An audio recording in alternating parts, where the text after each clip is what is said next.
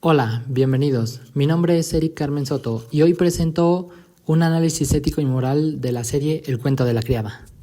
El cuento de la criada es una serie que presenta muchísimos dilemas a los personajes y un entorno hostil donde la ética y la moral son manipuladas para justificar la opresión. El cuento de la criada es una serie que se estrenó en 2017 y está basada en la novela de Margaret Atwood.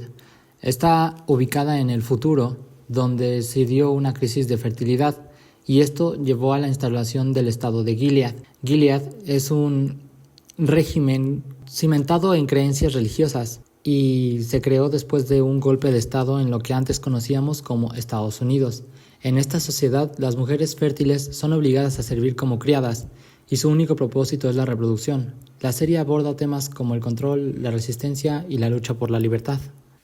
La protagonista es una mujer llamada June Osborne. June era una mujer que vivía en Boston con su esposo y su hija, pero cuando Gilead tomó el poder trataron de huir.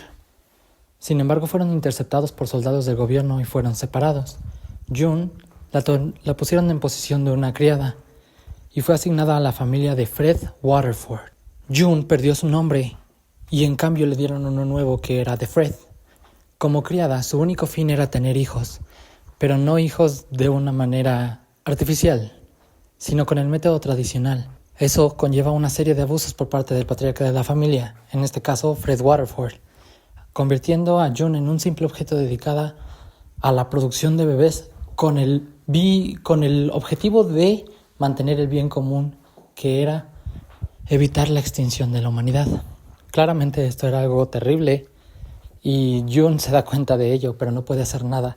Y con esa impotencia empieza a cambiar su forma de ser, para dejar de ser una persona que vive y se convierte en alguien que sobrevive, y con ello tiene grandes cambios en su forma de ser, en su forma de actuar, en sus valores y en su misión.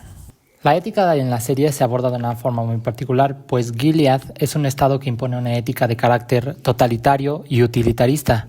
Y se argumenta que la infertilidad es una crisis global, y en el contexto de la serie sí lo es, pero Gilead lo utiliza para decir que es necesario sacrificar la libertad de algunas mujeres por el bien mayor, para producir más bebés.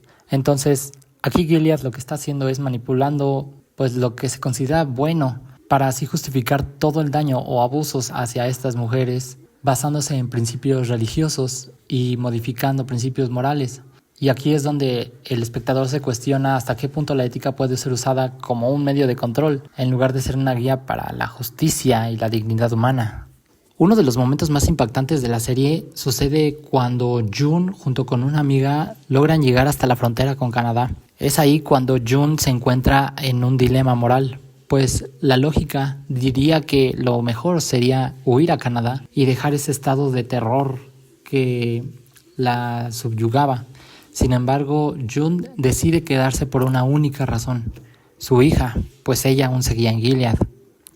Ese instinto maternal la mantuvo luchando a lo largo de toda la serie y la mantuvo fuerte, y esta decisión hace al espectador reflexionar sobre los sacrificios que hacemos en nombre del amor y la justicia, y cómo la moral individual puede desafiar normas impuestas por un sistema de opresión, en este caso Gilead. Ahora viene la pregunta de si tomaría la misma decisión. Si yo estuviera en la posición de June, me gustaría pensar que tendría la valentía para aguantar eso, pero sinceramente enfrentarse a este tipo de régimen es algo de muy alto costo. Me transformaría completamente. Aún así, yo volvería por mi hijo o por mi hija, a pesar de todo. El concepto de ética y moral en la serie son fundamentales. La ética en Gilead está construida sobre la base religiosa y utilitaria, donde el sacrificio de la libertad se justifica en nombre de la supervivencia. En contraste, la moral de June se basa en justicia y autonomía, valores esenciales en la sociedad democrática. Ahora bien, la última pregunta es si es moralmente correcto, en este caso, el entorno que propone Gilead.